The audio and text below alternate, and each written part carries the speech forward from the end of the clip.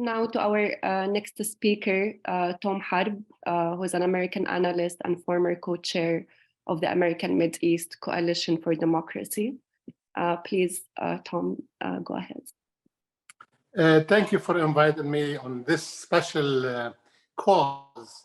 Last week, our delegation from the American Middle East Coalition, we were in Washington talking to members of Congress and also talking to the State Department.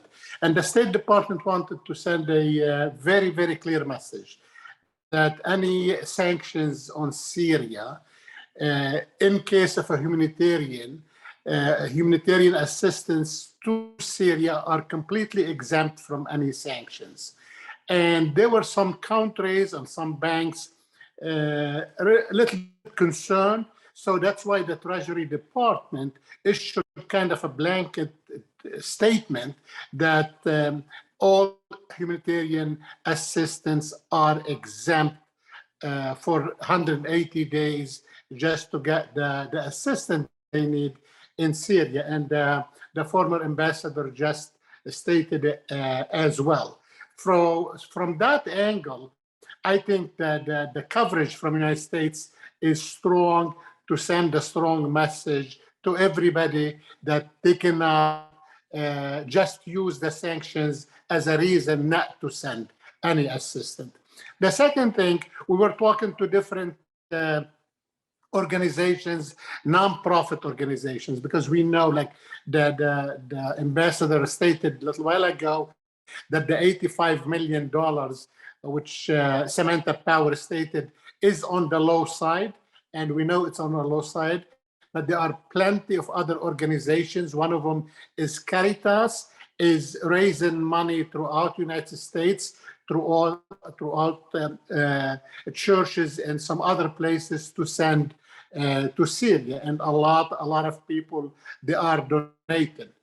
Third thing, I think that's where I disagree a little bit with the ambassador, that UN should be a meeting at the UN, immediate meeting, to make sure, even if they need to provide UN helmets on the ground, to provide the access roads and facilitate the access roads to get the help to Syria.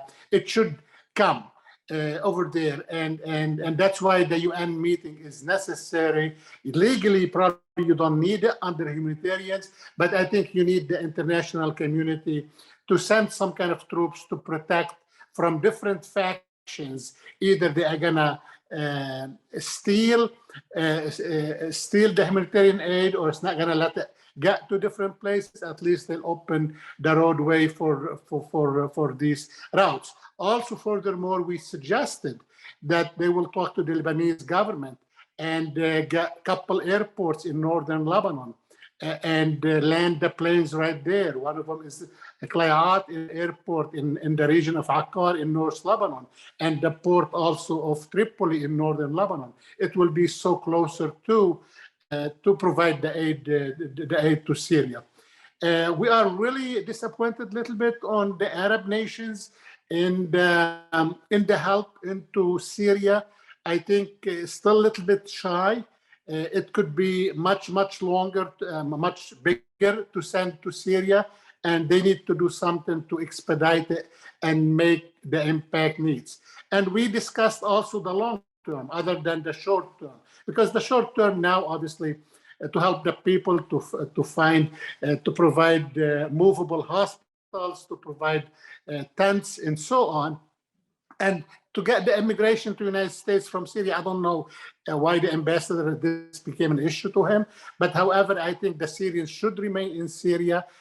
We need to provide them the help they need to stay in their own land. Already 50-60% of the population of Syria outside Syria. Bashar al-Assad should not have the luxury of controlling Syria any longer. The Iranian regime should not have the luxury to change the demography inside Syria. That would be a bad decision, I think.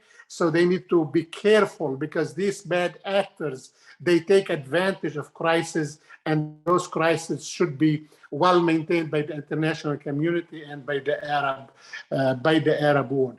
And those would be my remarks, unless there's any questions from anybody else. Thank you so much, Tom. That was very insightful.